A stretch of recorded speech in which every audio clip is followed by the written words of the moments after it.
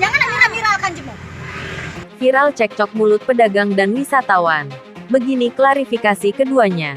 Sebuah video viral di lokasi wisata Danau Dendam Tasudah Kota Bengkulu pada Jumat, tanggal 6 Mei tahun 2022, lantaran seorang wisatawan yang cekcok mulut dengan pedagang.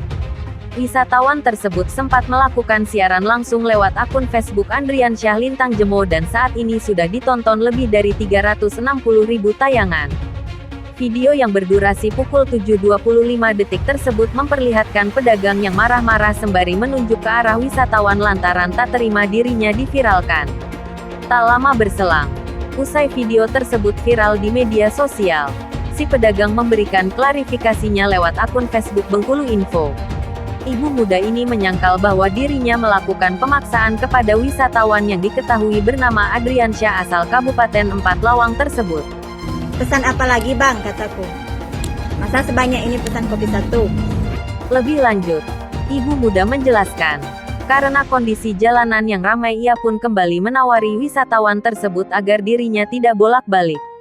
Ia mengaku bahwa si wisatawan tersebut yang memulai bicara dengan nada tinggi. Dalam video klarifikasinya ia juga tidak langsung minta bayaran ketika selesai memesan kopi. Pedagang itu berdalih ia hanya menanyakan mau pesan apa lagi.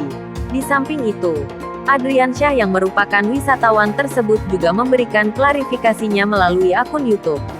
Dalam klarifikasinya ia mengatakan kejadian tersebut bermula saat ia dan keluarga akan berlibur ke kota Bengkulu, dan menyempatkan beristirahat di danau dengan Tasudah.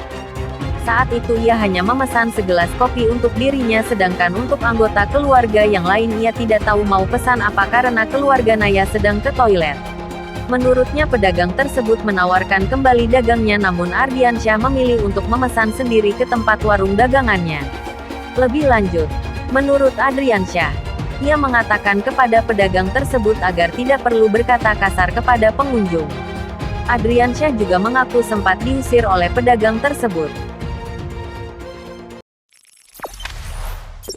Jangan lupa subscribe, share, komen, dan like ya!